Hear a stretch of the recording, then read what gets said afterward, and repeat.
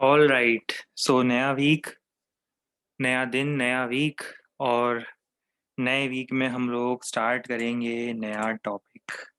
और टॉपिक होगा मोशन, होगा मोशन, लॉज ऑफ मोशन, सबसे ज़्यादा इम्पॉर्टेंट टाइप का मोशन। तो आज हम लोग बहुत ही ज़्यादा इम्पॉर्टेंट टॉपिक डिस्कस करेंगे। आगे हर एक पर्टिकुलर टॉपिक के अंदर directly indirectly laws of motion, free body diagram और इसके जो एप्लीकेशंस होते हैं वो आपको मिलते ही रहेंगे through out your entire syllabus of physics.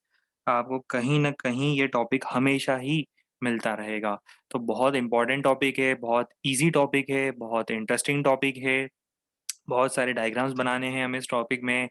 Free body diagram होंगे, स्ट्रिंग पुली सिस्टम होगा, स्प्रिंग होगी, पूरा डिस्कशन होगा। चलिए तो जल्दी से फुल एनर्जी लेवल के साथ नए पेज पर नई हेडिंग डाल लो। और वैसे भी मंडे का दिन है तो आप लोगों का एनर्जी लेवल मुझे पता ही है, फुल ही होगा, है ना? फुल है ना?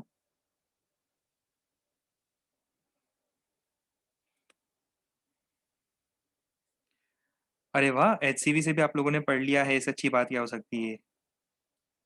किसी धोखेबाज ने हमारी प्लानिंग अंकित सर को बता दी आज। अच्छा, इसीलिए इसीलिए हम आप पे कभी भरोसा नहीं करते। आप समझ रहे हो हम क्यों किसी पे भरोसा नहीं कर पाते? इसीलिए मुझे लोगों के साथ ट्रस्ट इश्यूज रहते हैं लाइफ में, हमेशा हमेशा। इसलिए मेरे साथ क्या है कि मुझे लोगों पे ट्रस्ट इश्यूज हमेशा रहा है, देखो।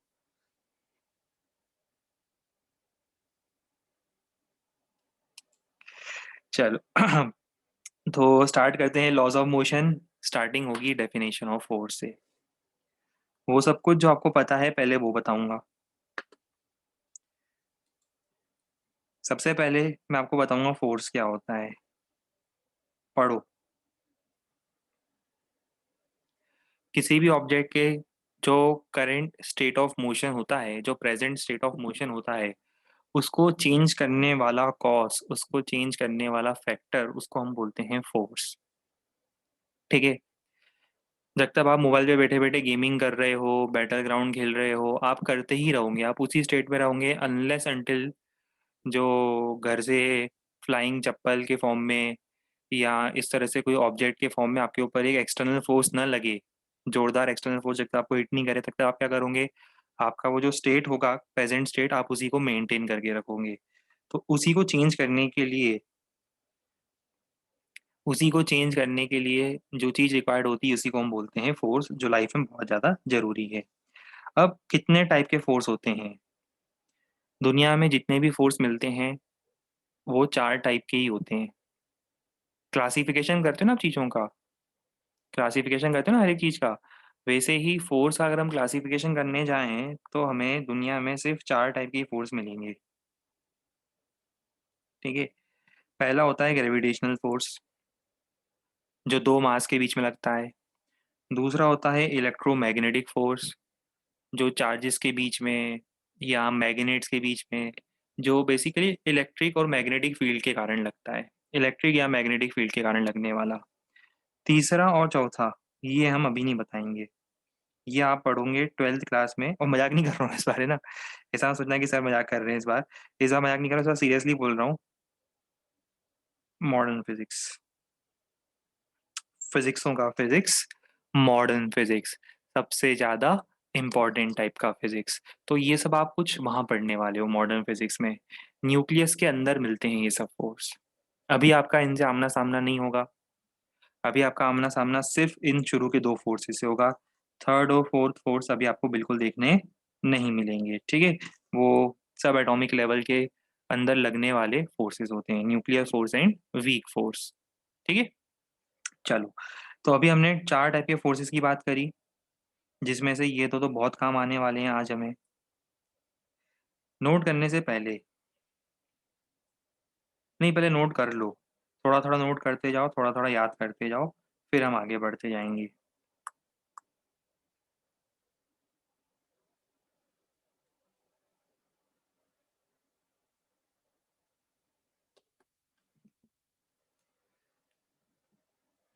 वैसे क्या किया वीकेंड पर आप लोगों ने? सुना है इस बार वीकेंड पर टेस्ट भी नहीं था, खूब लपक के मस्ती हुई है।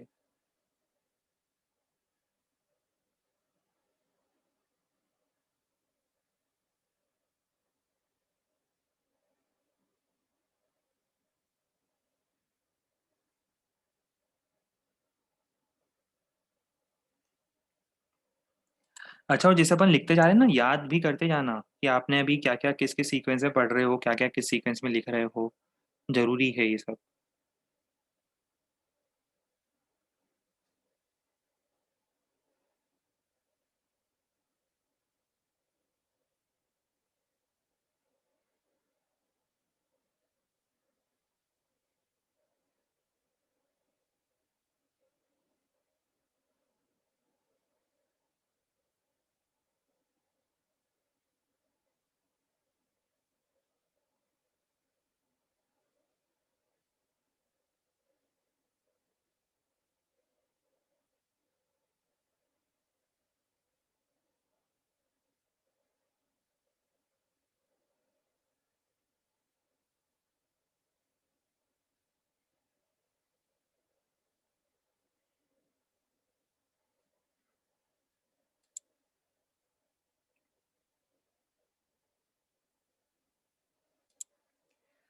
चलिए अब सुनो। अब होगा क्या। अब हमें ना बहुत सारे फोर्सेस की बात करेंगे, सुनना ध्यान से, कंफ्यूज मत होना। अब हम क्या करेंगे, बहुत सारे फोर्सेस की बात करेंगे, और वो जो हमें कॉमनली मिलते हैं रियल लाइफ में देखने के लिए। ठीक है। वो फोर्स जो हमें कॉमनली रियल लाइफ में देखने के लिए मिलेंगे, जैसे tension, normal reaction, friction, viscous force. ठीक है, ये सब कुछ फोर्स, बहुत सारे फोर्स अभी मैं बताऊंगा आपको देखने मिलेंगे। ये सब फोर्स जो होंगे ये होते हैं कॉमनली एनकाउंटर्ड फोर्सेस, पर ये इन चार में से किसी एक कैटेगरी को बिलोंग करेंगे। आप बात समझ पा रहे हो ना। ये चार में से, जैसे होता था ना बचपन में पढ़ते थे, मैं बताता हूँ। आप बचपन में पढ़ते थे types of animals, biology zoology botany में पढ़ते थे टाइप्स ऑफ एनिमल्स, वो होता था carnivores, herbivores, omnivores. Carnivore, herbivore, omnivores. और फिर क्या होता था कि फिर वो बोलते थे कि कॉमनली कौन से आपको एनिमल्स मिलते हैं, तो कैट मिलता है, डॉग होता है, काऊ होती है, बफेलो होता है, वो पेंडा होता है। वो होता है ना जो देखा होगा आपने, काले काले कान होते हैं और काली काली आंखें होती है उसकी। वो बिल्कुल मोटा सा होता है, बैम्बू खा रहा होता है हमेशा, है ना। तो हाँ, कुंफू पैंडा बिल्कुल सही। तो यहाँ नहीं मिलता इंडिया में, एक्चुअली प्रॉब्लम वही है। हाँ, वॉकिंग टेडी बियर, बिल्कुल सही समझ गए हो आप। पर यहाँ नहीं मिलता अनफॉर्चुनेटली, उसको देखने के लिए चाइना जाना पड़ता है। यूएस में भी है, चाइना में भी है, अनफॉर्चुनेटली इंडिया में नहीं मिलता है वो, है ना। चलो, तो यहाँ पे सिर्फ कैट और डॉग मिलते हैं यूजुअली। ठीक है। अब सुनो।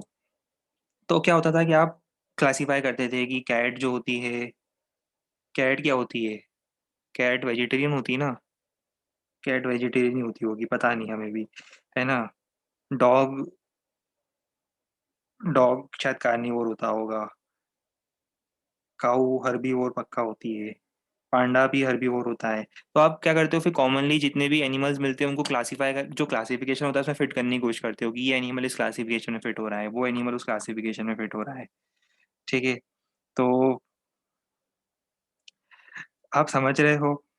अरे हमारी बायोलॉजी इतनी स्ट्रांग नहीं थी, उसको भूल जाओ, अगर कुछ मिस्टेक करी होगी हमने। ठीक है। अगर थोड़ी बहुत मिस्टेक अगर हमने करी होगी तो उसको साइड लाइन कर दो, हम लोग यहाँ बायो थोड़ी ना पढ़ रहे हैं। ठीक है, हम लोग तो यहाँ फिजिक्स पढ़ रहे हैं ना, तो फिजिक्स पे ध्यान दो, हम जो समझाना चाह रहे हैं उसको समझो कि हम आपको क्या एक्सप्लेन करना चाह रहे हैं। हम आपको ये एक्सप्लेन करना चाह रहे हैं कि अब हम लोग बहुत सारे फोर्स पढ़ेंगे, फिर आप कंफ्यूज होंगे, सर आपने तो अभी तो चार टाइप के फोर्स बताए, अब सात आठ टाइप के फोर्स क्यों बता दिए। ये सात आठ टाइप के फोर्स नहीं है, ये कॉमन फोर्स है जो हमें देखने मिलेंगे, ये इन चार में से किसी एक कैटेगरी को बिलोंग करने वाले हैं। बात समझ में आ रही है मैं क्या कहना चाह रहा हूँ। तो अब सबसे पहला फोर्स जो आपको मिलेगा वो होगा फोर्स ऑफ ग्रेविटी। देखो, जरा स्टेटमेंट पढ़ो, अब मैं चाहता हूँ हम लोग खुद ही पढ़ो, ये टॉपिक आप पूरा खुद ही एक्सप्लोर करो, मैं कुछ नहीं समझाऊंगा इस टॉपिक में। अब चलो, ये तीनों चीजें पढ़ो पहले जल्दी से।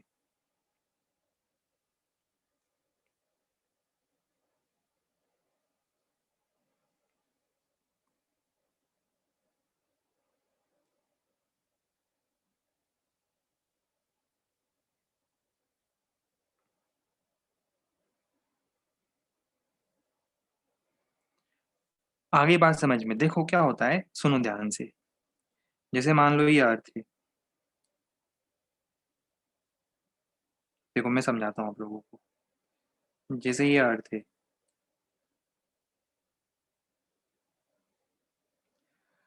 अब मान लो यहाँ पर 2 पर्सन्स प्रेज़ेंट हैं।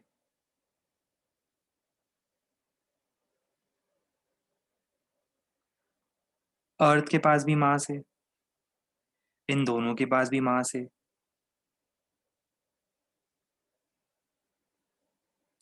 जब भी पार्टिकल्स के पास मास होता है, वो सब एक-दूसरे को अट्रैक्ट करते हैं ग्रेविटेशनल फ़ोर्स से। तो देखो क्या होता है, ये दोनों भी एक-दूसरे को अट्रैक्ट कर रहे हैं ग्रेविटेशनल फ़ोर्स से, कर ही रहे हैं, ग्रेविटेशनल फ़ोर्स लग रहा है। और अर्थ इन दोनों को अट्रैक्ट भी कर रही होगी, अर्थ भी इन दोनों को अट्रैक्ट कर रही होगी ग्रेविटेशनल फ़ोर्स से। पर जो अर्थ का ग्रेविटेशनल फ़ोर्स होता है, उसको हमने एक नया नाम दे दिया। ग्रेविटेशनल पुल ऑफ अर्थ को हम बोलते हैं फ़ोर्स ऑफ ग्रेविटी। इन दोनों के बीच में लगने वाले फ़ोर्स को हम फ़ोर्स ऑफ ग्रेविटी नहीं बोलेंगे, उसको हम ग्रेविटेशनल फ़ोर्स बोलेंगे। ग्रेविटेशनल फ़ोर्स मतलब जो कोई भी 2 मास के बीच में लग जाए। पर फ़ोर्स ऑफ ग्रेविटी का मतलब particularly this name is reserved for the gravitational pull of earth. Earth जिस फ़ोर्स से खींच रही है उसको हम बोलते हैं फ़ोर्स ऑफ ग्रेविटी। अब ये एक बताओ किस कैटेगरी को बिलॉन्ग करेगा? फ़ोर्स ऑफ ग्रेविटी किस कैटेगरी को बिलॉन्ग करेगा? फ़ोर्स ऑफ ग्रेविटी इसको बिलॉन्ग करेगा। It is gravitational in nature, right? अभी एग्ज़ाम्पल्स देखो। टेबल पर एचसीवी रखी है। बताओ एचसीवी पर ग्रेविटेशनल फ़ोर्स कहाँ लगेगा? टेबल पर एचसीवी रखी है, एचसीवी पर ग्रेविटेशनल फ़ोर्स कहाँ लगेगा?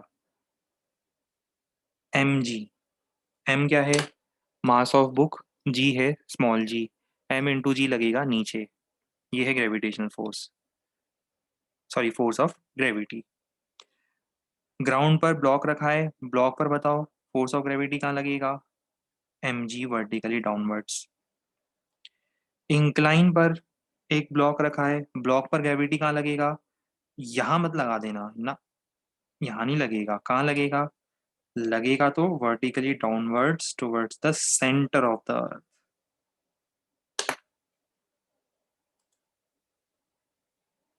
हाँ, एमजी को वेट भी बोलते हैं। एमजी जो होता है ना, ये वेट भी होता है, इसको वेट बोलते हैं। एक्चुअली होता क्या है सुनो, मैं आपको एक स्टोरी समझाता हूँ।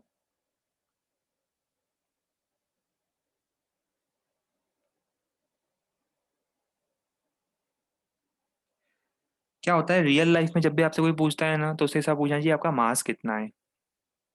तब आपको बोलना चाहिए आपका मास है, जैसे मान लो एग्ज़ाम्पल, एग्ज़ाम्पल से समझाता हूँ। जैसे मान लो एक पर्सन है, इसका मास है 80 केजीज़। अब कोई इससे पूछता है कि मास कितना है तो उसको बोलना चाहिए 80 केजी। पर जब कोई बोलता है कि वेट कितना है तो उसको बोलना चाहिए 800 न्यूटन। कितना बोलना चाहिए? इसका मास होगा 80 केजीज़, पर इसका वेट की बात करूँगा तो मैं होगा 800 न्यूटन। क्योंकि वेट जो होता है ना, वो ग्रेविटेशनल पुल होता है एक तरह से, एमजी की वैल्यू को वेट बोलते हैं। पर क्या होता है रियल लाइफ में लोग इग्नोरेंट होते हैं। रियल लाइफ में लोग इग्नोरेंट होते हैं, उन्हें क्या होता है फिज़िक्स पता नहीं होती है, वो इंटरचेंजेबली यूज़ करते हैं वर्ड्स को। समझ में आ रहा है? उनको लगता है वेट मास सब एक ही है, वो वेट भी 80 केजी बोलते हैं, गलत है। उनको यहाँ तो ऐसा बोलना चाहिए पता है, 80 केजी वेट। कई बार ऐसा भी लिखा हुआ मिलेगा आपको 80 केजी वेट। 80 केजी वेट का मतलब होता है 800 न्यूटन। समझ में आ रही है बात? 80 केजी वेट का मतलब होता है 800 न्यूटन, उसको जी से मल्टीप्लाई करना है मतलब। ठीक है? ये क्या होता है ना, मिसकंसेप्शन होता है। जैसे एक्चुअली क्या होता है, रियल लाइफ में कई बार ऐसा होता है लोग कितना मिसकंसेप्ट यूज़ करते हैं, मैं आपको समझाता हूँ। जैसे आप कई बार आपका फ्रेंड को बुलाते हो कहीं, बाहर पार्टी करने जा रहे होते हो, ठीक है? बाहर पार्टी करने जाना है तो आप उसको फ़ोन लगाते हो कि भई कितनी देर है आ जाओ, कितने दूर हो? तो आप पूछते हो ना, कितने दूर? तो बोलता है बस 5 मिनट की दूरी पर हूँ। वो देखो क्या बोलता है, 5 मिनट की दूरी पर हूँ। तब वो डिस्टेंस को मिनट में मेज़र कर रहा है। आप टेक्निकल पॉइंट समझो। हाँ, वो बोलता है अरे हाँ, बस मैं 5 मिनट की दूरी पर हूँ, पहुँच गया। जबकि वो तो अभी घर से निकला भी नहीं था। ठीक है? हमें पता है वो तो घर से निकला भी नहीं था, तैयार भी नहीं हुआ था वो, पर बोलता हाँ, बस 5 मिनट की दूरी पर हूँ, आ रहा हूँ। अब वो देखो डिस्टेंस को मेज़र कर रहा है मिनट्स में, जबकि मिनट तो टाइम की यूनिट होती है।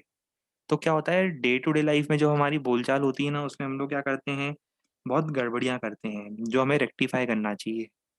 और ये सब रेक्टिफ़िकेशन तभी हो सकता है जब आपको फिज़िक्स पता हो। बोलना चाहिए भई हम 3 किलोमीटर के डिस्टेंस पर हैं, 5 मिनट का टाइम लगेगा, 5 मिनट में पहुँच रहे हैं, ऐसा बोलना चाहिए। ठीक है। चलो और सुनो आगे की स्टोरी। प्रोजेक्टाइल याद है? प्रोजेक्टाइल अगर कहीं मूव कर रहा है तो हर इंस्टेंट पर बताओ उस पर फोर्स ऑफ ग्रेविटी कहाँ लग रहा है। Force of gravity her instant पर उस पर लग रहा है mg वर्टिकली डाउनवर्ड। कुछ नहीं सोचना है, हमेशा mg लगाना है वर्टिकली डाउनवर्ड।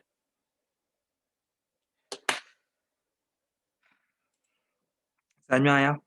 चलो इसे नोट करेंगे फिर आगे बढ़ेंगे। हो जाओ शुरू। कॉमनली एनकाउंटर्ड फोर्सेस में सबसे पहला आपको मिलेगा फोर्स ऑफ ग्रेविटी।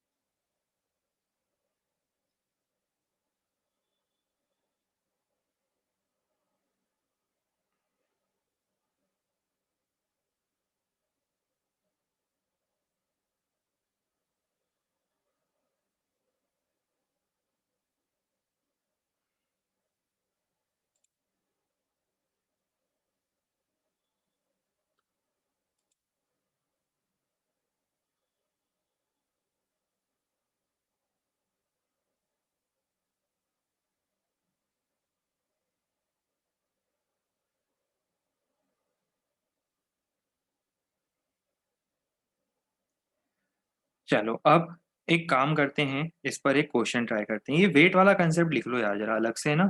अलग से ये वेट वाला कंसेप्ट लिख लो, नहीं तो बाद में मुझे पता है परेशान करूंगी अगर मॉड्यूल में कभी क्वेश्चन मिलेगा तो। उससे अच्छा है कि इसे लिख लो।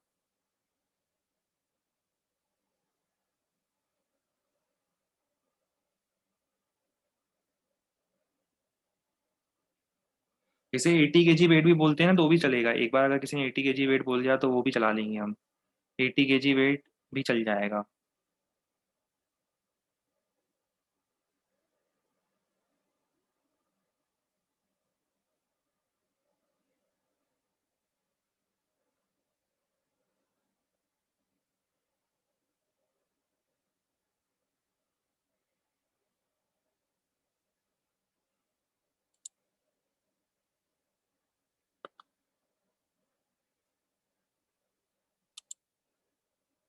ये डायग्राम बनाने की जरूरत बना लो। 1 मिनट मतलब 30 सेकेंड्स दे रहे हैं भाई, जितना बना सकते हो उतना बना लो। एग्जाम्पल के फॉर्म में जो जो डायग्राम पसंद आ रहे हैं वो बना सकते हो। हमने तो बहुत सारे डायग्राम इंक्लूड करे हैं। जो डायग्राम पसंद आए वो बना लो।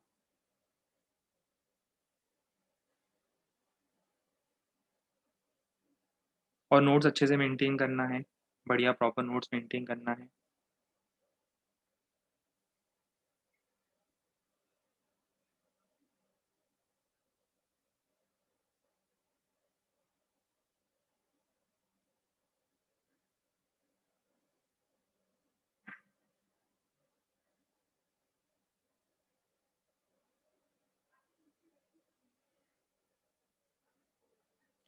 चलिए अब एक क्वेश्चन करेंगे हम जो कि बहुत इंपॉर्टेंट होगा।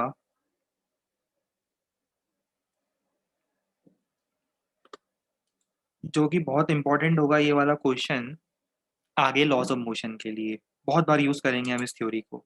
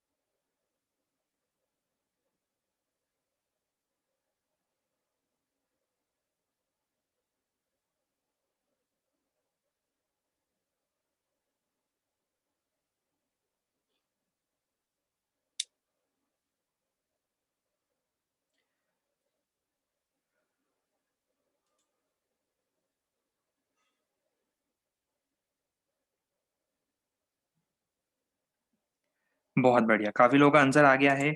और देखो इसे हमें याद भी रखना है। मैं आपको एक जनरल सॉल्व करके बताता हूँ, फिर इस पर्टिकुलर वैल्यू को सब्स्टिट्यूट करूँगा। देखो, हमें पता है कि फोर्स ऑफ ग्रेविटी कहाँ लगेगा? हम सबको पता है कि इसका फोर्स ऑफ ग्रेविटी लगेगा वर्टिकली डाउनवर्ड। ये देखो, इस पे लगेगा force of gravity vertically downwards,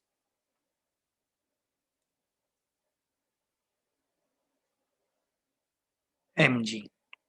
अब इसको आपको रिज़ॉल्व करना है कहाँ पर, किस डायरेक्शन में? 2 डायरेक्शंस में। कौन सी 2 डायरेक्शन में? एक तो आपने कहा कि one along the incline and another perpendicular to it, इसका मतलब आप 2 एक्सिस कंसीडर कर रहे हो।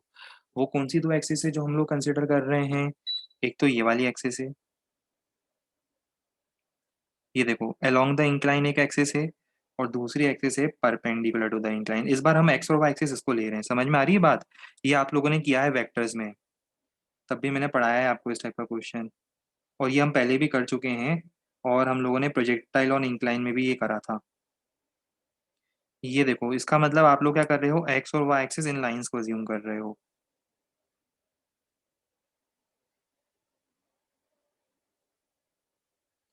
और ये हम लोग बहुत बार यूज करेंगे ना अभी फिजिक्स में। मतलब हम मान रहे हैं कि एक्स एक्सिस ये लाइन है इंक्लाइन, और वाई एक्सिस इसके परपेंडिकुलर है, पर्सन इंक्लाइन पे खड़ा होगा, तभी उसको ऐसा लग रहा है। पर्सन के हिसाब से ये एक्स और वाई एक्सिस होगी। अब बताओ, आपको याद है ये एंगल थीटा होता है, ये 90 डिग्री, ये 90 माइनस थीटा, ये एंगल फिर से थीटा आने वाला है। तो ये समरी है, टेक अवे समरी है कि ये एंगल फिर से थीटा आता है, सबको याद हो गया होगा अब तक। और इसके थीटा आने से mg के 2 कंपोनेंट होंगे। एक तो होगा परपेंडिकुलर टू द इंक्लाइन कितना, mg cos थीटा, और डाउन द इंक्लाइन कितना, mg sin थीटा। बिल्कुल आराम से देखो, बहुत इंपॉर्टेंट है, आगे हम बहुत ज़्यादा यूज़ करेंगे इसका। mg sin theta, mg cos theta, याद भी कर लेना अब तो। mg sin theta down the incline, मतलब इंक्लाइन के स्लोप के अलोंग डाउन द इंक्लाइन बोलते हैं, और mg cos theta perpendicular to the surface of incline. Value रख लोगे अब? लाओ मैं वैल्यू रख देता हूँ। M G sine 30 degree, value रखो ये 50 आ रहा है, 50 न्यूटन। और वैल्यू रखो ये आ रहा है 50√3।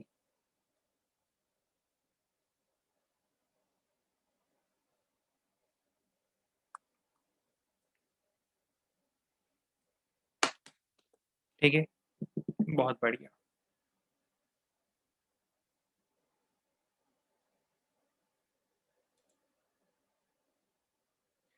डायग्राम अलग से बना के mg sine theta mg cos theta highlight ही कर लो, मैं तो बोलता हूँ याद करना ही है आपको। ये इतना यूज होने वाला है कि आप डायरेक्टली बिना देखे अब लगाने वाले हो, mg sine theta mg cos theta याद ही कर लो इसको, तो काम आता रहेगा।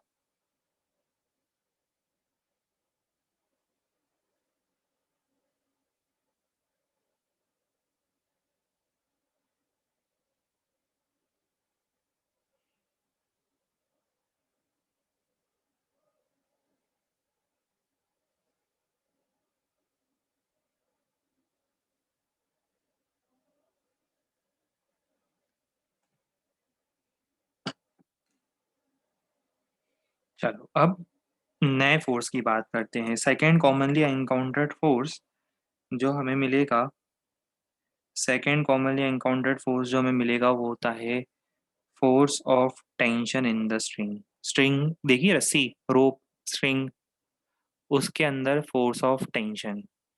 तो होता क्या है देखो,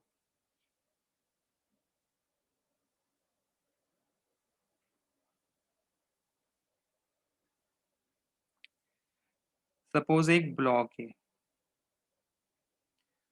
उसको हमने एक स्ट्रिंग के हेल्प से कनेक्ट करा, और अब हम स्ट्रिंग को पुल कर रहे हैं।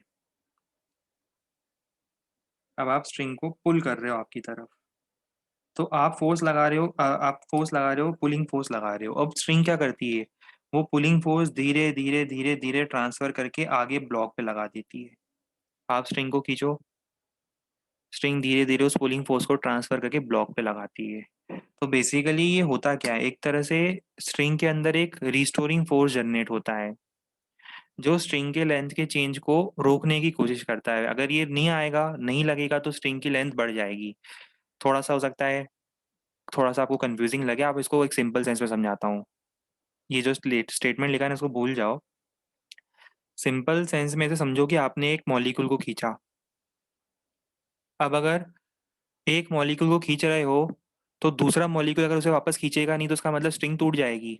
दो मॉलिक्यूल्स के बीच में डिस्टेंस बढ़ जाएगा। देखो अंदर बहुत सारे मॉलिक्यूल्स हैं जिनके बीच में बॉन्ड्स होंगे,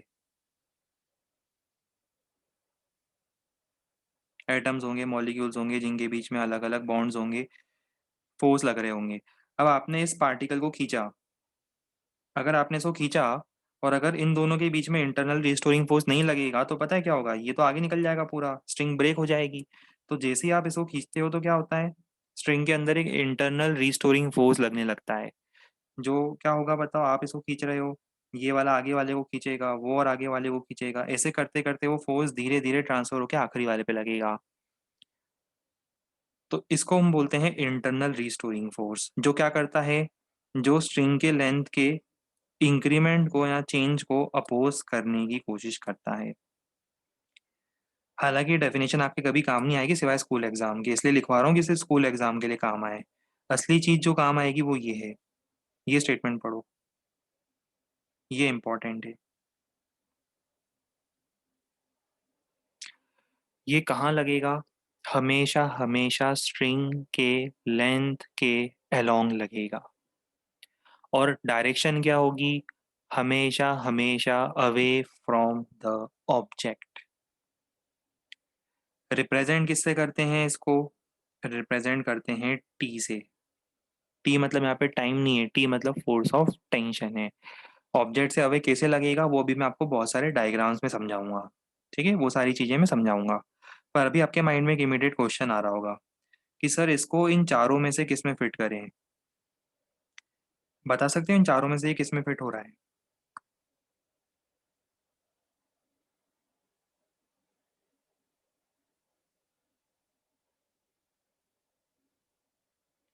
बिल्कुल सही, सेकंड में फिट हो रहा है। ग्रेविटेशनल बोल रहे हैं कुछ लोग, उसी से इंजीनियरिंग एप्टीट्यूड हमें पता चल जाता है। क्या ग्रेविटेशनल फोर्स दिख रहा है क्या, इतना सब कुछ पढ़ने के बाद, 11वीं क्लास में आने के बाद, मतलब आप लोगों की 10th तक की स्टडी तो बर्बाद है फिर तो। 10th तक स्कूल ज्वाइन करते नहीं ज्वाइन करते एक ही बात है ना। 8 9 10 तीनों साल बर्बाद हो गए आपके तो पढ़ाई के, मतलब it is electromagnetic in nature, right. अच्छा क्यों होता है रीजन, अच्छा एक चीज बताओ मुझे कि बॉन्ड सुना है आपने, कोवेलेंट बॉन्ड, इलेक्ट्रोवेलेंट बॉन्ड, सुने हैं कभी, ये बॉन्ड के नाम सुने हैं कभी, कहाँ सुने हैं बताओ, कौन सी क्लास में सुने हैं। Ionic bond, covalent bond, electrovalent bond, कौन सी क्लास में सुने हैं आपने ये सब बॉन्ड्स, 10th में सुने हैं केमिस्ट्री में। अच्छा 9th में भी सुने हैं, गुड। तो बॉन्ड्स कैसे बनते हैं बताओ। एक इलेक्ट्रॉन दूसरे के पास चला जाता है मान लो, या इलेक्ट्रॉन शेयर होता है। तो ये बताओ, इलेक्ट्रॉन और न्यूक्लियस और दूसरे इलेक्ट्रॉन और न्यूक्लियस के बीच में कौन सा फोर्स लगता है, इलेक्ट्रॉन और न्यूक्लियस के बीच में कौन सा फोर्स लगता है। एटॉमिक स्ट्रक्चर पूरा पढ़ चुके हो हैं, इतना बैठे बैठे इतने समय से पूरा एटॉमिक स्ट्रक्चर पढ़ चुके हो, और न्यूक्लियस इलेक्ट्रॉन को अट्रैक्ट करता है, बोर्स मॉडल पढ़ चुके हो, पूरा सब कुछ पढ़ चुके हो, कभी तो लॉजिक अप्लाई कर लो कि मुझे भी अच्छा लगे कि मैं जिसको पढ़ा रहा हूँ, जिस बैच को पढ़ा रहा हूँ, मुझे भी थोड़ा एंथुसियास्टिक फील हो कि हाँ यार ये लोग वाकई में वो कैलिबर रखते हैं। कितना बुरा लगता है ये देखकर कि 11th क्लास का स्टूडेंट, जिसको मैं ये समझा रहा हूँ कि वो दो एटम्स या मॉलिक्यूल्स के बीच में लगने वाला फोर्स है, और वो जाकर बोल रहा है कि सर ये ग्रेविटेशनल होगी इन नेचर। और एक दो ने नहीं, लगभग लगभग 10 15 ने लाइन से बताया मुझे ये। थोड़ा लॉजिक लगाओ यार जरा, तब मजा आएगा हमें पढ़ाने का, नहीं तो फिर क्या होता है वो एक, हमें भी ऐसी फीलिंग सी ड्रैग सी फीलिंग आती है कि पता नहीं ये लोग, फिर ऐसा होता है कि फिर वो एंथुसियाज्म थोड़ा सा मिस हो जाता है यार हमारे एंड से, है ना। थोड़ा सा यार अटेंटिव रहा करो सब लोग। चलो ये समझ में आया। आप एक एटम को खींच रहे हो, वो एटम पड़ोस वाले एटम को खींचेगा। बॉन्ड्स लगे हुए हैं दोनों के बीच में, बॉन्ड ब्रेक नहीं हो रहा है। बॉन्ड के अंदर कौन सा फोर्स होता है, दो बॉन्ड्स के बीच में कौन सा फोर्स होता है, दो बॉन्ड्स के बीच में इलेक्ट्रोमैग्नेटिक फोर्स होता है, क्योंकि इलेक्ट्रॉन्स की शेयरिंग होती है, और वो इलेक्ट्रॉन दोनों न्यूक्लियस के बीच में कंबाइंड वे में खींच रहा होता है। यहाँ हो सकता है आयोनिक बॉन्ड हो। तो जैसे आयोनिक बॉन्ड में क्या होगा, एक पर पॉजिटिव चार्ज है एक पर नेगेटिव चार्ज है, तो दोनों एटम्स के बीच में वैसे ही लगने वाला जो फोर्स होगा वो कैसा होगा, वो कैसा होगा, कुलम्बिक फोर्स सुना है, कुलम का नाम, कुलम्स फोर्स सुना है, वैसा लगेगा। तो इसको क्या बोलेंगे, इलेक्ट्रोमैग्नेटिक। हालांकि जरूरत नहीं पड़ेगी, आप इसको याद रख लो, आप इसको ऐसे याद रखो। एक पॉइंट और लिख देता हूँ, इट इज इलेक्ट्रोमैग्नेटिक। बस, ये याद रख लो, it is electromagnetic in nature. कहाँ लगेगा हमेशा हमेशा? Away from the particle. सुनो ध्यान से, अवे फ्रॉम द पार्टिकल क्यों लग रहा है, पार्टिकल की टुवर्ड्स क्यों नहीं लग रहा है? ये सोचने वाली बात है, देखो।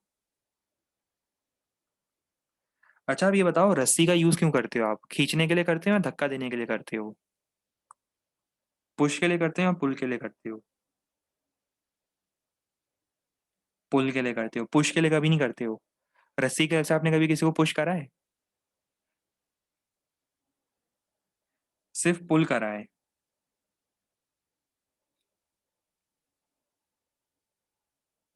हमारी वॉइस क्रैक नहीं हो रही है, आपका इंटरनेट कनेक्शन क्रैक हो रहा है। आपका नेटवर्क क्रैक हो रहा है। अच्छा, हमारी वॉइस क्रैक हो रही है, पहले पूछ लेते हैं, हो सकता है हो भी रही हो एक्चुअल में। पहले सब लोगों से कंफर्म कर लेते हैं। नहीं हो रही है।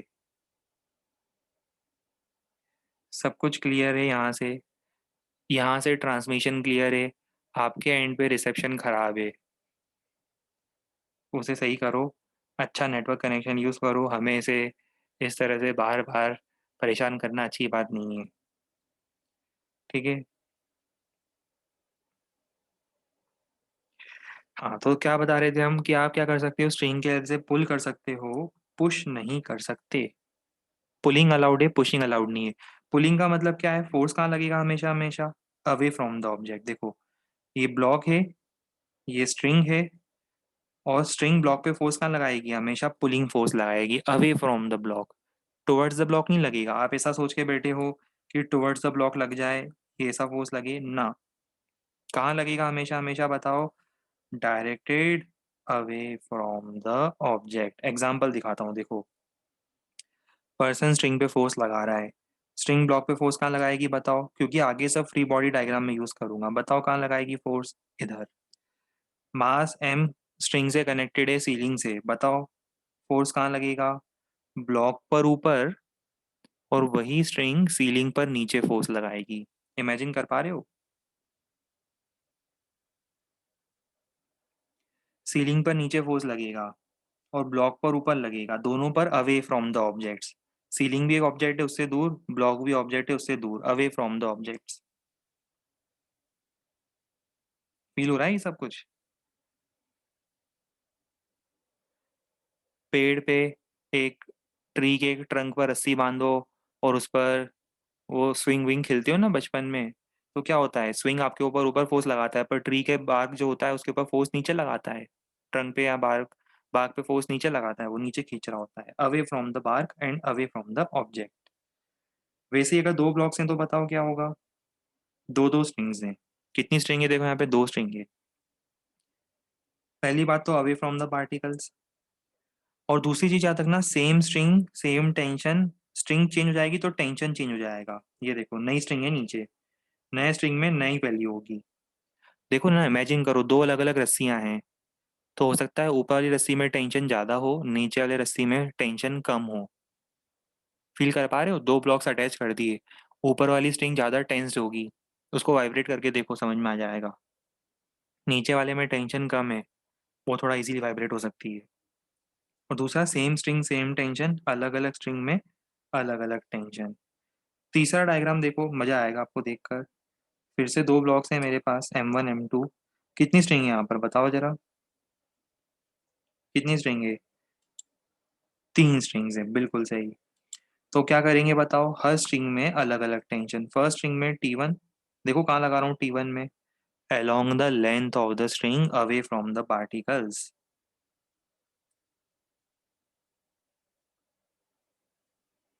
along the length of the string away from the particle। String change करी तो टेंशन भी चेंज कर दिया मैंने, देखो। सेम स्ट्रिंग में सेम टेंशन रखा है, जैसे स्ट्रिंग चेंज करूंगा टेंशन अलग हो जाएगा। सेम स्ट्रिंग का मतलब देखो क्या होता है? ये एक सेम स्ट्रिंग है, सेम स्ट्रिंग में देखो सेम टेंशन चला रहा हूँ मैं। फिर ये एक सेम स्ट्रिंग है, इसमें सेम टेंशन चला रहा हूँ। फिर ये एक सिंगल सेम स्ट्रिंग है, इसमें सेम टेंशन चला रहा हूँ। और तीनों अलग अलग कलर की स्ट्रिंग में अलग अलग टेंशन।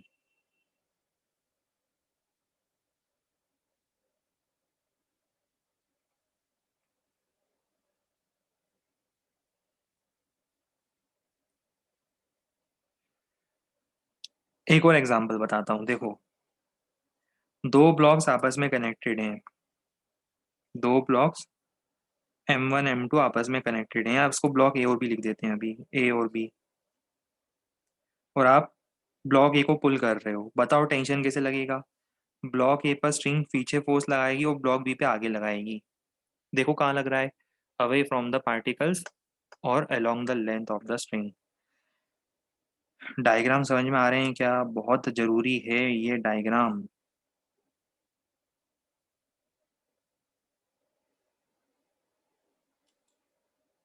आगे जाकर तो ऐसे ऐसे डायग्राम बनाएंगे ना कि देखकर ही वो हो जाएगा। तो इसीलिए बोल रहे हैं अभी से ये सब चीज़ें क्लियर होनी चाहिए। फिर धीरे धीरे ऐसी ऐसी चीज़ें आएगी इसमें, ऐसे ऐसे सेटअप आएंगे बीच में धीरे धीरे एनालाइज करने के लिए। तब जाकर फिर गड़बड़ नहीं होनी चाहिए। अभी मैं आपको सारे फोर्स अलग अलग बता रहा हूँ। टेंशन अलग सिखा रहा हूँ, ग्रेविटी अलग सिखा रहा हूँ, आगे के फोर्स अलग सिखाऊंगा, फिर सब एक साथ कंबाइन हो जाएंगे।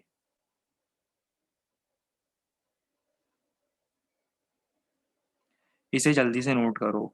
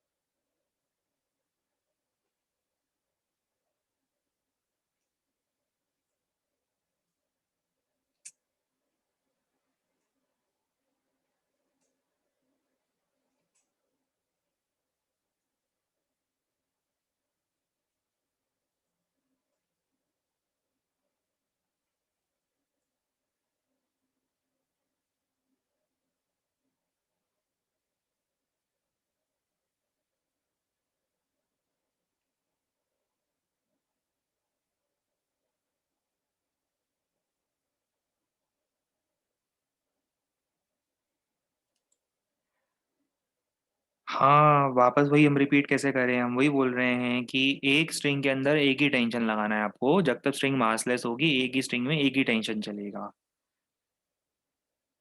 वो दो ऑब्जेक्ट से कनेक्टेड है पर स्ट्रिंग एक ही है, तो एक ही स्ट्रिंग में आपको एक ही टेंशन चलाना है। स्ट्रिंग बदलेगी तो ही फोर्स बदलेगा।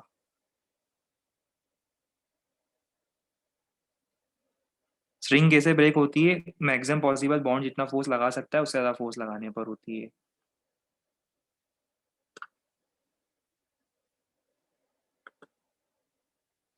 मासलेस स्ट्रिंग क्या होती है? सब कुछ आगे आएगा, आइडियल स्ट्रिंग होती है मासलेस। अभी आप चिंता मत करो, देखो क्या होता है।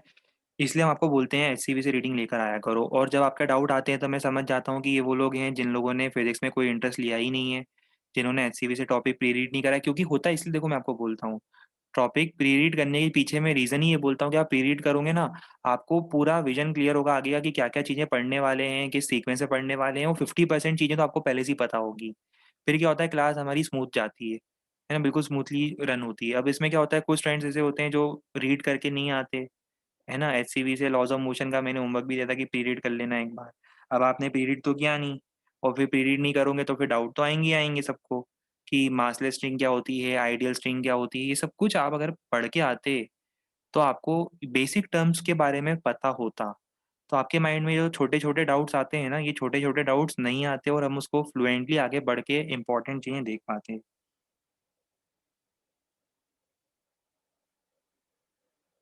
इसीलिए हम देखो आपको एक प्रोसेस बोलते हैं और वो प्रोसेस फॉलो करना क्लास में बहुत जरूरी होता है। जो प्रोसेस आपको कहा जाता है कि ये होमवर्क इस टाइम पे करना है, इस टाइम पर ये प्री रीड करना है, क्लास नोट्स प्रॉपर्ली, सारी चीज़ों के पीछे एक रीज़न होता है। चलो, अब ये डायग्राम्स बनाने हैं आपको इस बार। जितने भी डायग्राम्स हैं सब इंपॉर्टेंट हैं, प्रॉपर्ली बनाने हैं।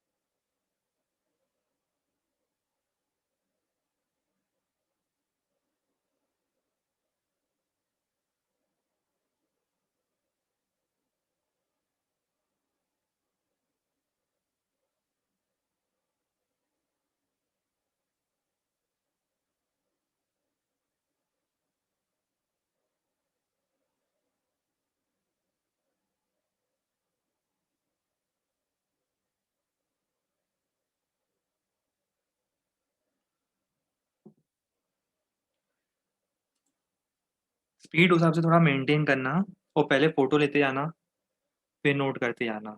तो उससे हमें वो बार बार स्क्रॉल अप स्क्रॉल डाउन की प्रॉब्लम फेस नहीं करनी पड़ेगी।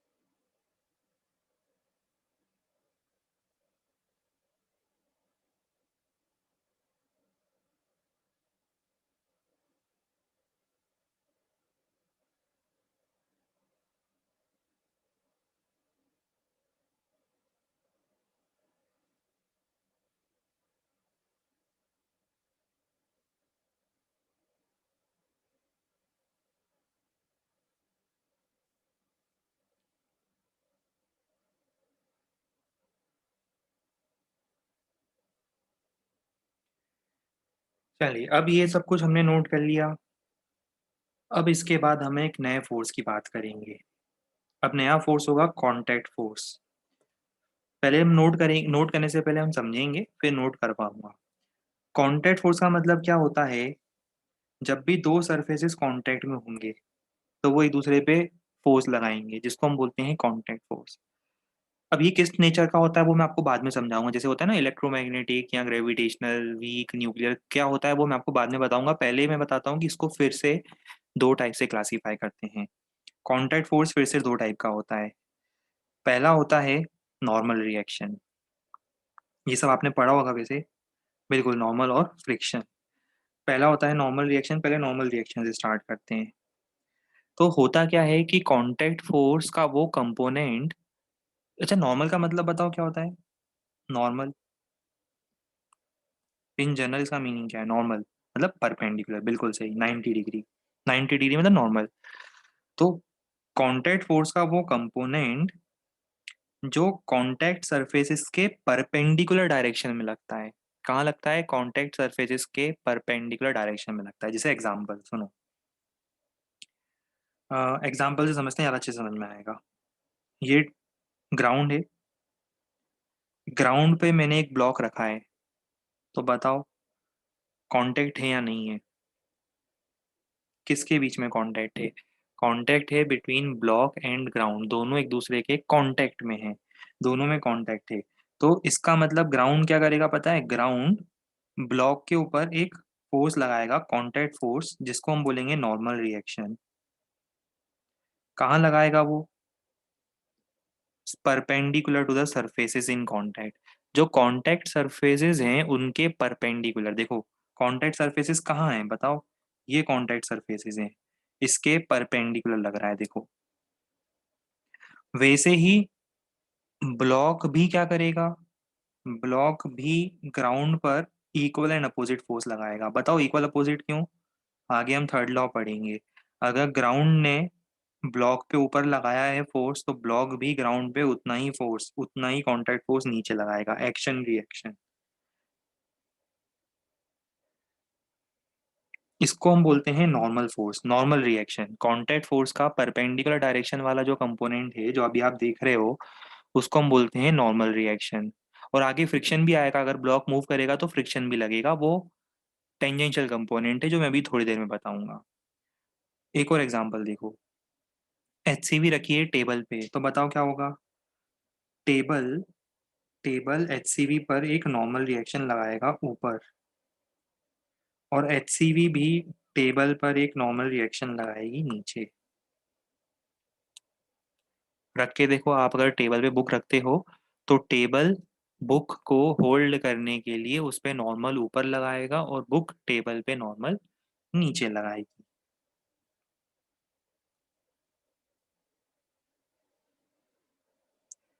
अभी ये एग्जांपल मैं क्वेश्चंस में बताऊंगा, अभी नहीं बता रहा।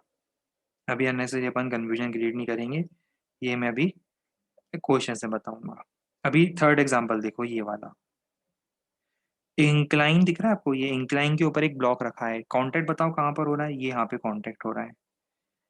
इंक्लाइन के ऊपर एक ब्लॉक रखा है, तो इंक्लाइन क्या करेगा, ब्लॉक पर नॉर्मल रिएक्शन लगाएगा इधर, परपेंडिकुलर, ये देखो perpendicular to the contact surfaces, और ब्लॉक भी इंक्लाइन के ऊपर equal opposite force normal reaction यहाँ लगाएगा, ये ऐसे। लिखने से पहले ये तो एक नॉर्मल रिएक्शन का बहुत बेसिक केस हुआ। कुछ हाई फाई केस होते हैं, जो मैं आपको बता रहा हूँ, कुछ हाई फाई केस होते हैं जहाँ पर दोनों में से एक कॉन्टेक्ट सरफेस अनडिफाइंड होता है। अब आप सोचो सर, ये अनडिफाइंड का मतलब क्या है। अभी देखो, जैसे ये फर्स्ट डायग्राम देखो, फर्स्ट डायग्राम में क्लियरली दोनों सरफेसेस बहुत वेल डिफाइंड है। देखो, ग्राउंड एक वेल डिफाइंड प्लेन सरफेस है, ब्लॉक भी देखो एक वेल डिफाइंड प्लेन सरफेस है, दिख रहा है, ये देखो, ये दो वेल डिफाइंड प्लेन सरफेसेस हैं।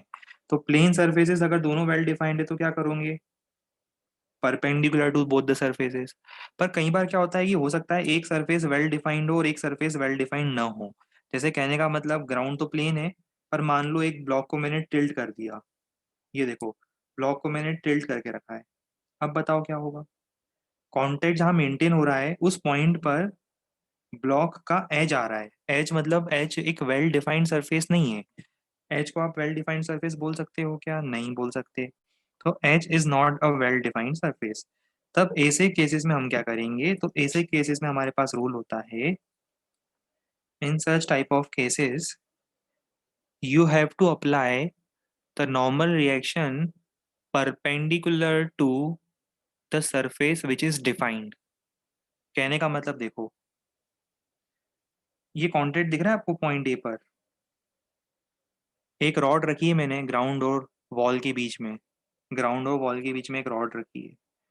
बताओ, जहां पर ग्राउंड के साथ रॉड का कांटेक्ट है, कौन डिफाइंड है, डिफाइंड कौन है, अनडिफाइंड कौन है, कौन सा सरफेस डिफाइंड है, ग्राउंड डिफाइंड है। तो नॉर्मल रिएक्शन कैसे लगाओगे बताओ, डिफाइंड सरफेस के परपेंडिकुलर, मतलब ग्राउंड के परपेंडिकुलर, लगेगा तो दोनों पर ही, रॉड पर ऊपर और ग्राउंड पर नीचे। वैसे ही पॉइंट बी पर देखो क्या होगा,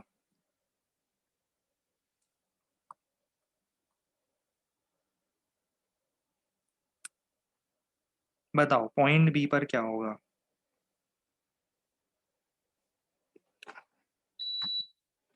पॉइंट बी पर कौन डिफाइंड है, वॉल डिफाइंड है या रॉड डिफाइंड सरफेस है, बताओ, वॉल सरफेस डिफाइंड है या, बिल्कुल फिर से वॉल, रॉड डिफाइंड नहीं है, एज आ रही है रॉड की वहां पर भी, वॉल डिफाइंड है। अगर वॉल डिफाइंड सरफेस है तो कैसे लगाएंगे हम बताओ, परपेंडिकुलर टू द वॉल, बिल्कुल सही, गुड। एन टू ऐसा, और ये एन टू पीछे भी लगेगा, है ना, सेम लगेगा, वो मैं बना नहीं पा रहा हूँ सेम, पर आप समझ रहे हो, सेम वैल्यू लगेगी आगे पीछे। वॉल ने रॉड पे लगाया, रॉड ने भी वॉल पे लगाया।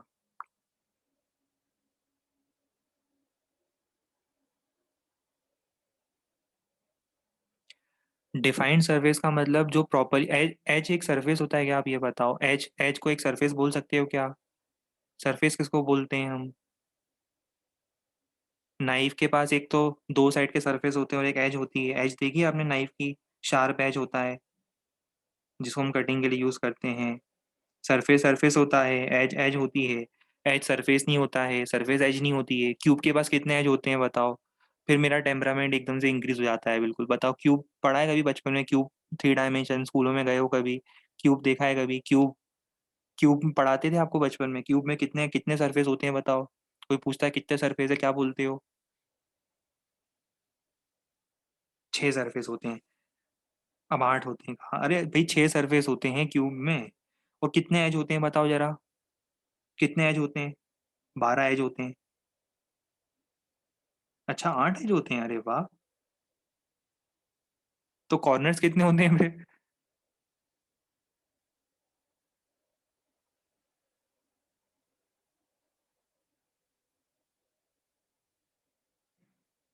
हाँ, अब समझ में आ गया।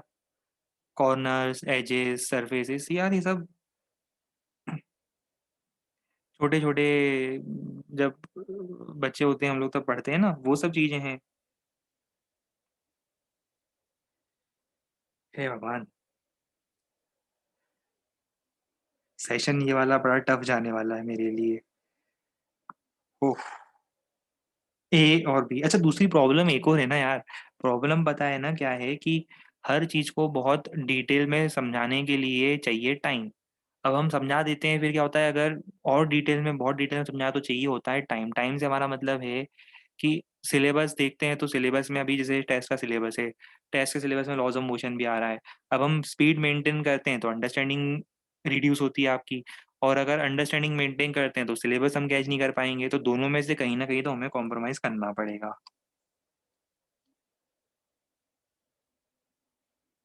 फिर क्या होता है, कई बार हम आराम आराम से सबकी क्वेरीज का आंसर नहीं दे पाते, वो हमारी मजबूरी भी है कि सिलेबस को देखते हुए भी हमें चलना है ना।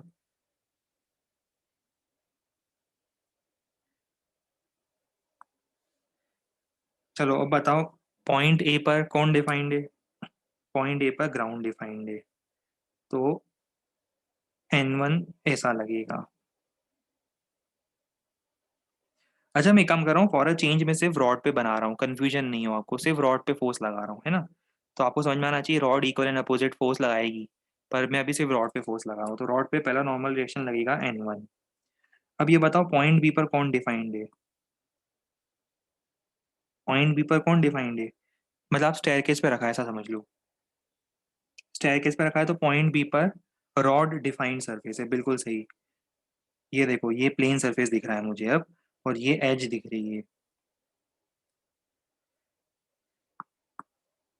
नो बडी, अरे वाह, शाबाश, good, very good. I am so proud of you people. गजब कर देते हो, वाह, मजा आ गया मुझे तो। N2। देखो भाई, मेरी रिस्पॉन्सिबिलिटी थी कंसेप्ट बताना, मैंने बता दिया है कंसेप्ट। अब ग्रेस करना वो आपकी रिस्पॉन्सिबिलिटी है। मैंने अपनी तरफ से बेस्ट पॉसिबल एफर्ट्स लगाए अंडर द गिवन सर्कमस्टेंसेस। मैंने अपनी तरफ से बेस्ट पॉसिबल एफर्ट लगाया समझाने में कि जो डिफाइंड सरफेस है उसके परपेंडिकुलर लगा दो।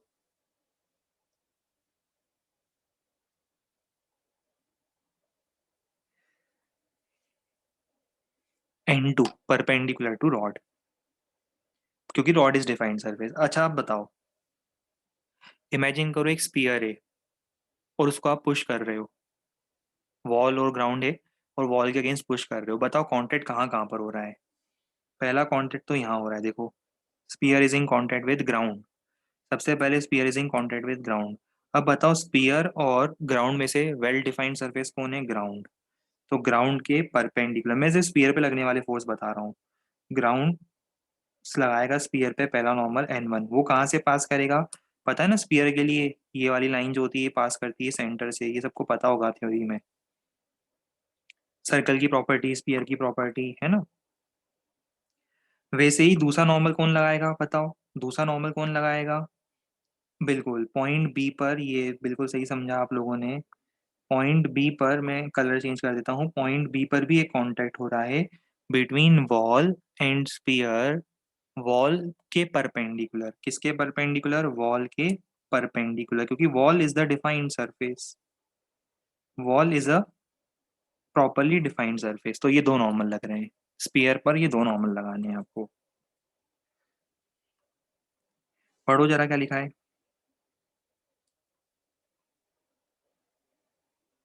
ठीक है, अब आगे की स्टोरी समझो। कॉन्टैक्ट फोर्स का एक और टाइप होता है, जैसे अभी हमने नॉर्मल रिएक्शन पढ़ा, वैसे ही एक और टाइप होता है जिसको हम बोलते हैं फ्रिक्शन। फ्रिक्शन क्या होता है? वो भी कांटेक्ट में लगेगा। कांटेक्ट नहीं होता तो क्या फ्रिक्शन लगता है क्या, सोचो। ब्लॉक अगर ग्राउंड के कांटेक्ट में नहीं है तो क्या फ्रिक्शन लगेगा? नहीं लग सकता। कांटेक्ट होगा तभी नॉर्मल लगेगा, कांटेक्ट होगा तभी फ्रिक्शन लगेगा, दोनों तभी लगते हैं जब कांटेक्ट होता है। इसलिए दोनों कांटेक्ट फोर्स के टाइप होते हैं। दूसरा होता है फोर्स ऑफ फ्रिक्शन, जो कि कौन सा कंपोनेंट होता है? कांटेक्ट फोर्स का टेंजेंशियल कंपोनेंट होता है, जो क्या करता है, दो सरफेस जो स्लिप हो रहे होते हैं उनके बीच में रिलेटिव मोशन को अवॉइड करने की कोशिश करता है। मैं एग्जांपल बताता हूँ। जैसे एग्जांपल देखो, ये पर्सन खींच रहा है ब्लॉक को। पर्सन स्ट्रिंग के हेल्प से इस ब्लॉक को खींच रहा है। बताओ कांटेक्ट किसके बीच में है? Between block and ground. दिख रहा है? ब्लॉक एंड ग्राउंड के बीच में कांटेक्ट है। अब बताओ कि ब्लॉक कहाँ जाना चाह रहा है? राइट में।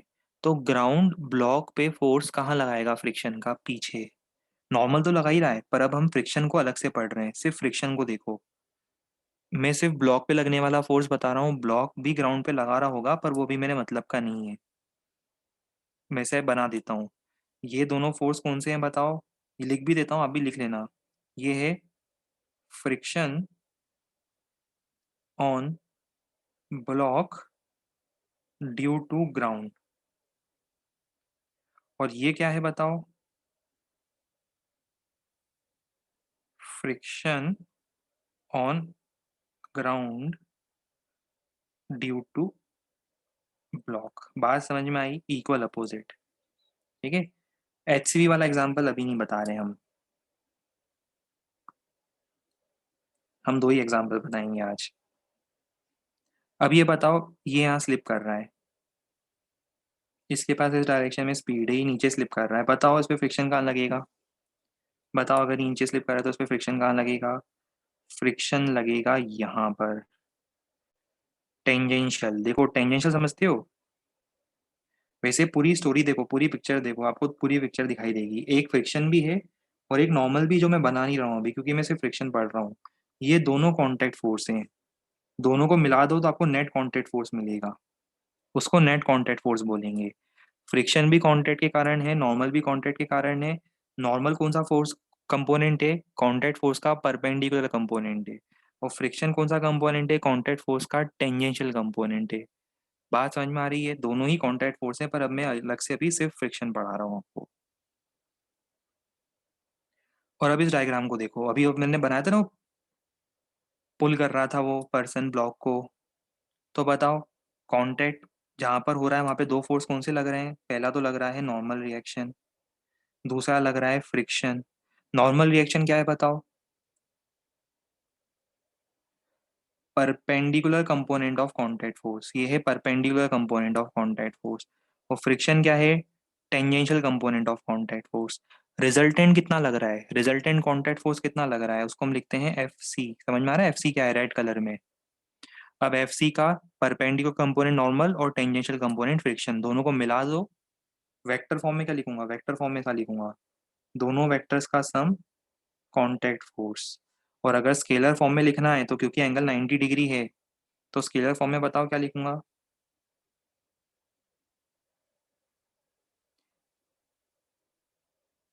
और ये सब चीजें समझ में उन्हीं लोगों को आएगी जिन्होंने वेक्टर्स के समय ध्यान दिया था। काफी लोगों ने वेक्टर्स के समय ये सोचा था कि हम तो फिजिक्स पढ़ने बैठे हैं, पता नहीं पकड़ पकड़ के हम लोग को मैथ्स क्यों पढ़ाया जा रहा है, फिजिक्स कब स्टार्ट होगा, है ना? तो ये सब चीजें तभी समझ में आएगी क्योंकि अब तो पूरे फिजिक्स में आपको यही पढ़ना है ना? वेक्टर्स ही पढ़ना है, इंटीग्रेशन ही पढ़ना है, डिफरेंशिएशन ही पढ़ना है। तो मैथ्स तो लगेगा ही लगेगा हर जगह।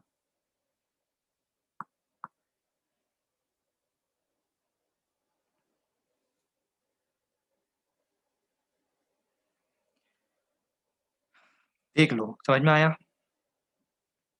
Contact force. अब बताओ पूरी पिक्चर एक साथ देखो। अब पूरी पिक्चर एक साथ जमाओ। अब समझ में आ रहा है कांटेक्ट फोर्स?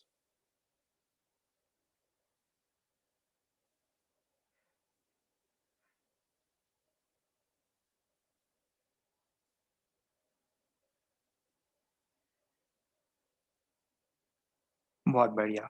पर अगर आप ये सब चीजें एचसीवी से पढ़ के आते तो आज हमारी स्पीड बहुत ज्यादा होती, क्योंकि एचसीवी में इतने अच्छे से, इतने अच्छे वर्डिंग्स में सब कुछ लिखा हुआ है कि आप पढ़ोगे तो आपको मजा आ जाएगा। ऐसा लगेगा कि आप कोई एक नॉवेल पढ़ रहे हो। इतना अच्छे तरीके से लिखा गया है, types of forces, laws of motion, इतने अच्छे से क्रिस्प क्लियर लैंग्वेज में लिखा गया है कि आप पढ़ोगे तो खुद ही इंटरेस्ट डेवलप होगा।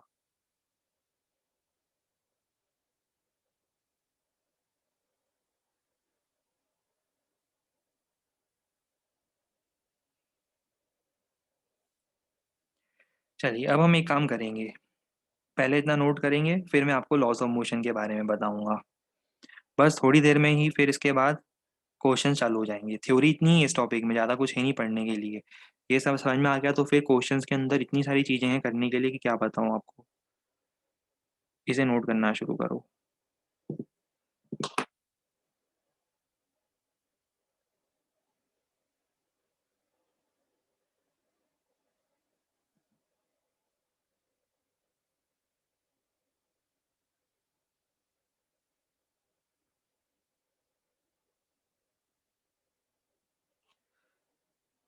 और जैसे वेक्टर ज़रूरी था आगे के फिज़िक्स के लिए, वैसे ही लॉज़ ऑफ मोशन बहुत ज़रूरी है आगे के फिज़िक्स के लिए। इसके बिना आगे का फिज़िक्स अधूरा है। यूज़ करेंगे ही करेंगे हम हर जगह।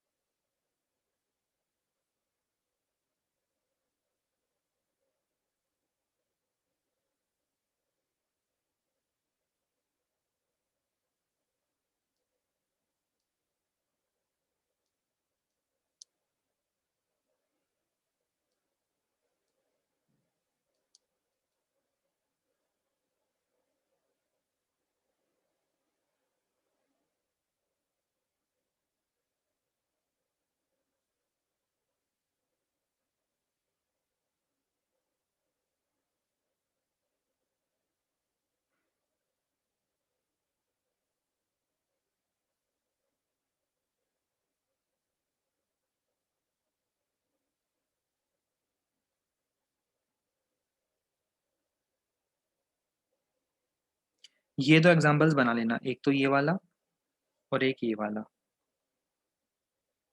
तो जब आप रिवाइज़ करते हो, तो आपको पूरी पिक्चर भी क्लियर होती जाएगी, पढ़ोगे तो सारी चीज़ें क्लियर भी होगी डायग्राम देखकर कि अच्छा ये पढ़ा था हम लोगों ने क्लास में।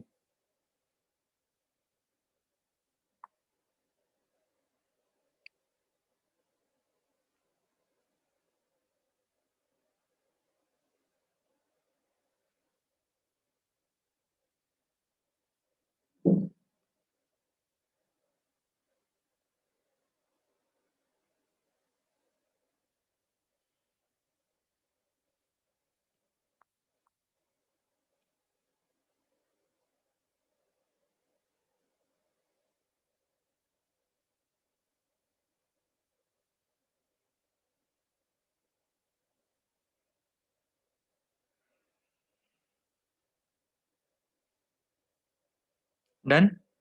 गुड। चलिए, अब इसके बाद ये वाले डायग्राम्स बहुत ज़रूरी हैं, इनको प्रिसाइज़ली बनाना है।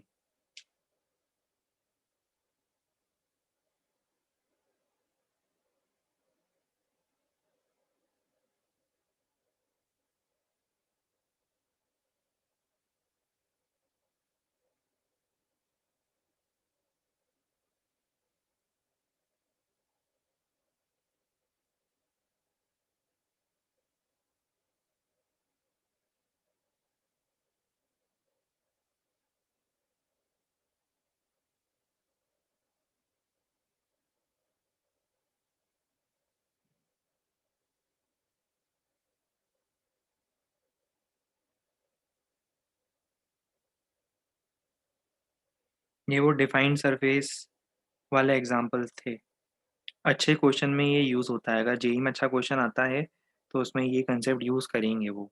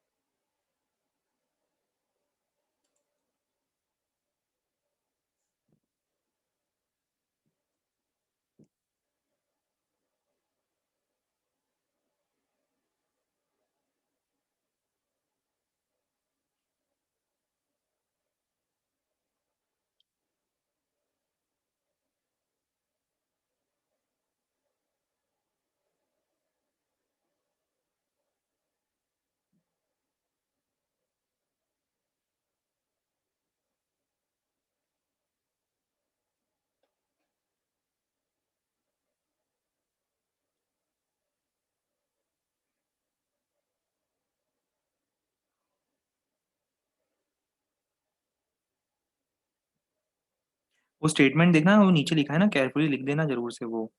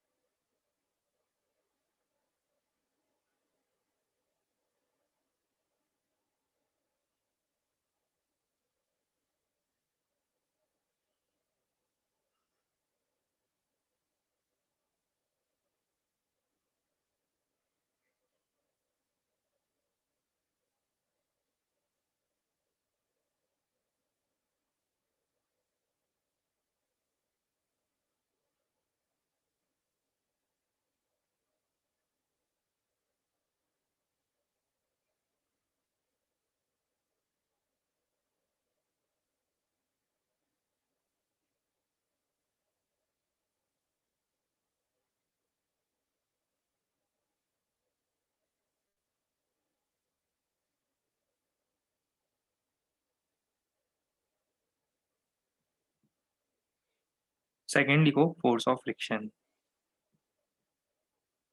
ये कॉन्ट्रैक्ट फोर्स का सेकंड टाइप था।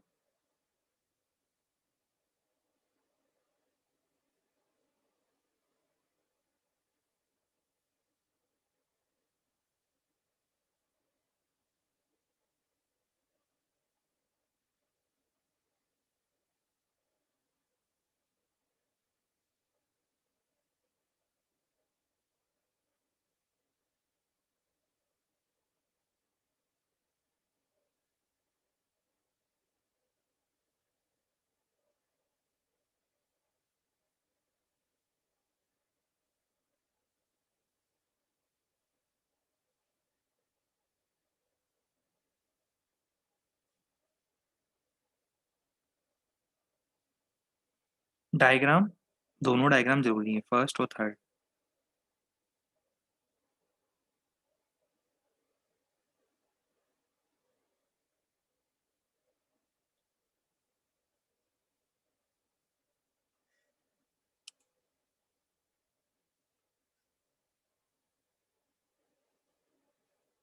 जब तक नोट कर रहे हो तब तक इन्फॉर्मेशन भी दे दें कल से रिलेटेड। कल पता है ना हम लोग मिलने वाले हैं सुबह भी, सुबह मतलब आफ्टरनून में 1 to 2 डाउट क्लास। कल फिजिक्स की डाउट क्लास।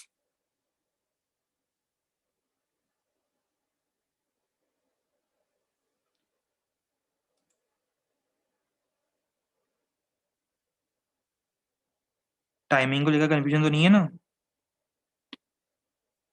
हाँ, टाइमिंग है 1 o'clock से लेकर 2 o'clock तक, कल ट्यूसडे के दिन 1 o'clock से 2 o'clock तक। लिंक पोस्ट कर दूंगा आपके ग्रुप में मैं। और वैसे कभी गलती से भूल भी जाऊँ लिंक पोस्ट करना, तो वो सेम लिंक रहेगी जो हमने आपको दे रखी है हर बार। हर बार वो सेम लिंक से ही मैं डाउट क्लास देता हूँ, तो लिंक भूल भी गया तो वही रहेगी, और वैसे तो लिंक पोस्ट कर दूंगा मैं। और कल हम डिस्कस क्या करेंगे, रिलेटिव मोशन का मॉड्यूल। कल डिस्कशन होगा रिलेटिव मोशन के मॉड्यूल का।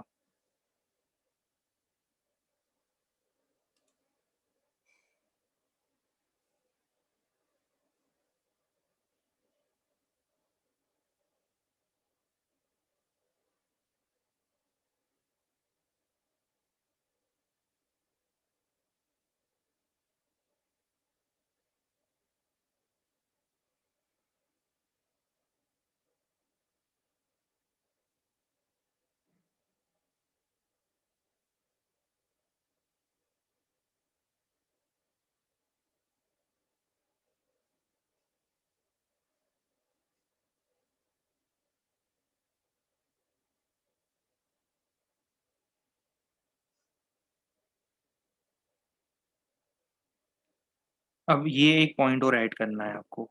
नोट कर लिया था, ये पॉइंट और ऐड करना है कि दोनों का रिजल्टेंट नेट कॉन्टैक्ट फोर्स है, तो इससे आपको सारी चीज़ क्लियर हो जाएगी।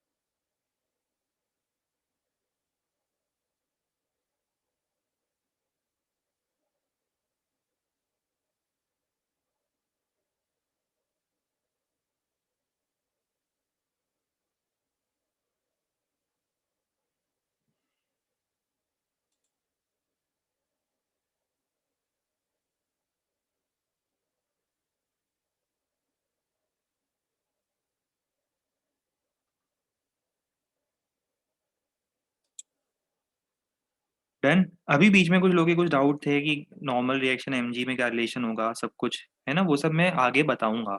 जब हम आगे पढ़ेंगे ना सीक्वेंस में, तब सारी चीज़ें एक साथ आती जाएगी। कोई चीज़ स्किप नहीं होगी, वो आगे सारी चीज़ें हम बताएँगे। अभी इसलिए हम लोग नहीं बता रहे, फिर वो एक-एक चीज़ में कन्फ्यूजन होता है। आप तो स्टेप बाय स्टेप देखते जाओ जो हम बताते जा रहे हैं। अभी माइंड में कोई कन्फ्यूजन मत रखो, धीरे-धीरे सारी चीज़ें क्लियर होगी, ठीक है? अभी तो एक-एक चीज़ बता रहे हैं ना, एक-एक चीज़ पे फ़ोकस करो कि नॉर्मल रिएक्शन अलग पढ़ाया, एमजी अलग पढ़ाया, फ्रिक्शन अलग पढ़ाया, अभी इन सब पे फ़ोकस करो। बाद में सबको कंबाइन करेंगे हम।